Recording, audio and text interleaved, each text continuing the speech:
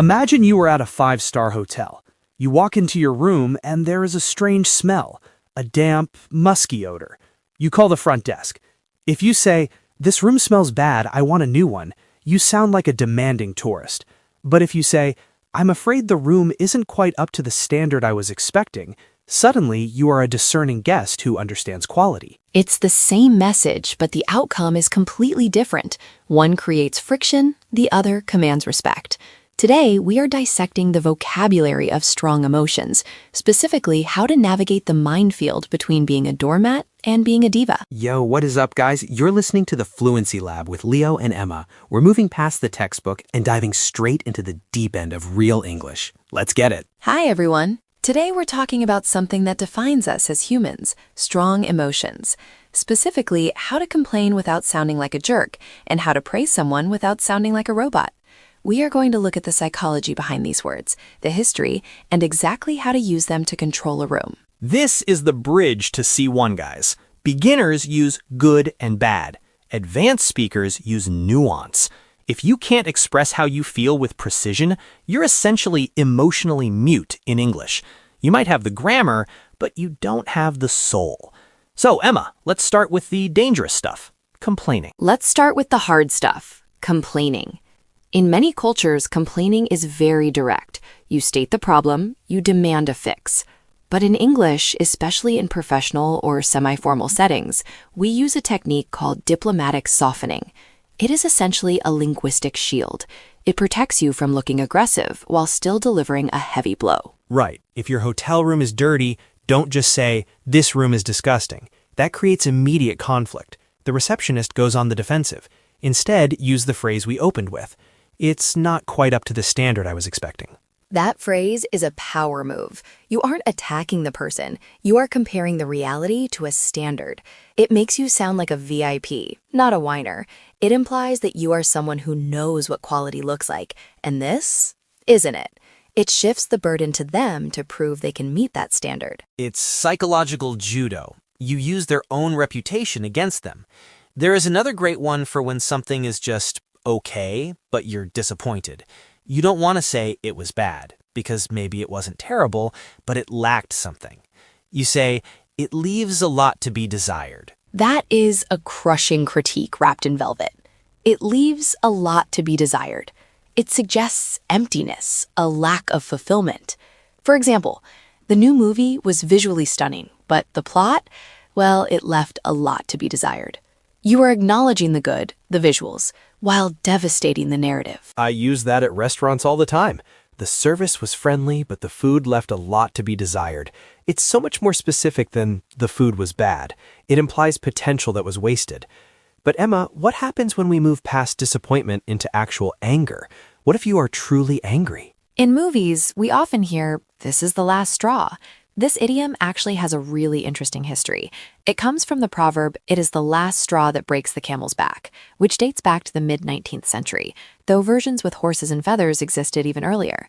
The idea is cumulative weight. Context is when a situation has been bad for a long time, and one final thing happens that makes you explode. It's the breaking point. You can't use this for a one-time mistake. If the waiter drops a fork, it's not the last straw. But if the waiter is late, then rude, then brings the wrong food, and then drops the fork, boom, that's the last straw. Exactly. It justifies your reaction. You aren't crazy. You are overburdened. Now let's transition to what we call the cinema of rage. These are phrases you hear in films that distinguish power dynamics. Let's look at the villain versus hero way of complaining. The villain often uses, "I won't stand for this." This is pure authority. It's not a request, it's a command. Think of a corrupt CEO or a strict headmaster. "I won't stand for this insubordination." It means, I have the power to stop it, and I will. Contrast that with the hero. The hero is usually defending a moral principle. They might say, "You've crossed a line." This is about boundaries. It suggests that the other person has violated a social or ethical contract. It's not about power, it's about right and wrong. The villain is protecting their ego. The hero is protecting the rules. I love that distinction. Speaking of being pushed to the limit, there is a phrase that describes total mental exhaustion. "I'm at my wit's end." I love the phrase, I'm at my wit's end. It's very descriptive. It means you've tried everything. You've thought of every solution and you've run out of ideas and patience. Historically, wit didn't just mean humor. It meant your mind or your intellect. So literally, you have reached the boundary of your mental capacity. It's for desperation. Parents use this a lot. I've tried timeouts, I've tried taking away the iPad, I am at my wit's end with this kid. It signals a need for help. Now, if we want to describe a situation that is chaotic or disorganized, especially in a workplace, don't say, this is a disaster. That's too dramatic. Use the idiom, it's a bit of a shambles. Oh, shambles is a fantastic word. It sounds very native, especially in British English. It's a classy way to describe total chaos. But Leo, the origin of this word is actually quite gruesome. I was hoping you'd bring this up. It's not just a messy room, right? No. Shambles originally referred to a meat market or a slaughterhouse. If you go to the city of York in England, there is a famous street called the Shambles, which was where the butchers worked. So when you say a project is a shambles, you are metaphorically saying it looks like a slaughterhouse, blood and guts everywhere, total disorder. That is metal. I love it. So the meeting was a shambles, implies it was messy, uncoordinated, and probably painful to watch. Okay, we have covered the negative. We know how to complain like a diplomat and a villain. Let's flip the script. Part 3, the praise spectrum, going beyond good. This is where most students fail. They learn good, great, and nice, and they stop there. But if you want to build a relationship, good job isn't enough. It feels generic. If someone does something that completely changes the situation, we call it a game changer. This is huge in business and tech. Example, your idea for the marketing campaign? Total game changer. It means the old rules don't apply anymore because this new thing is so effective. It elevates the person's contribution from helpful to revolutionary. What about when someone exceeds all expectations?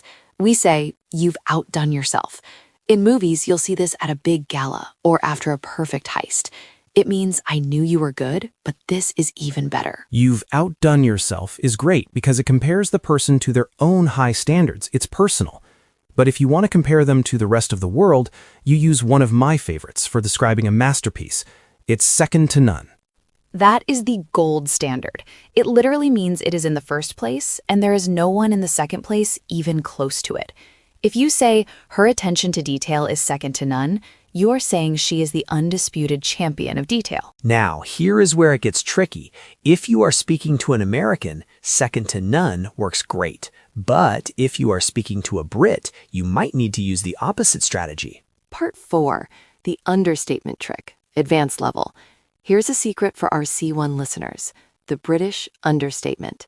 Sometimes the strongest praise is actually a weak word used in a strong way. This is called litoses in linguistics, expressing a positive by negating the negative. Oh, like not bad. I hear that all the time in British chess. Exactly, but it's all about the delivery.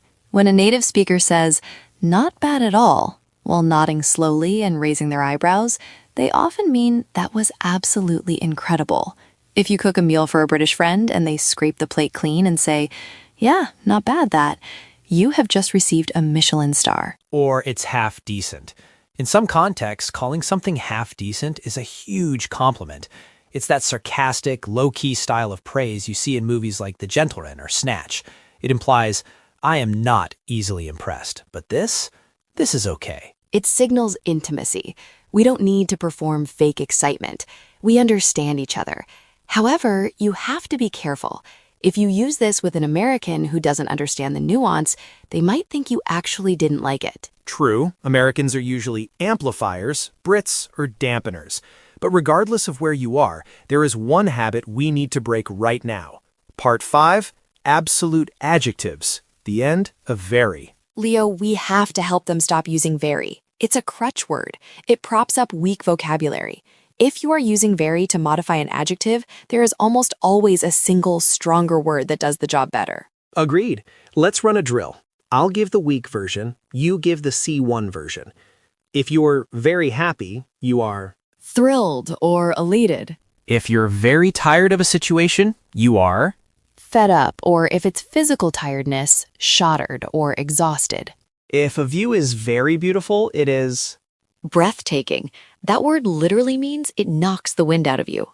And if a mistake is very bad, it is Catastrophic. Using these words makes your speech more vivid. It creates a movie in the listener's mind.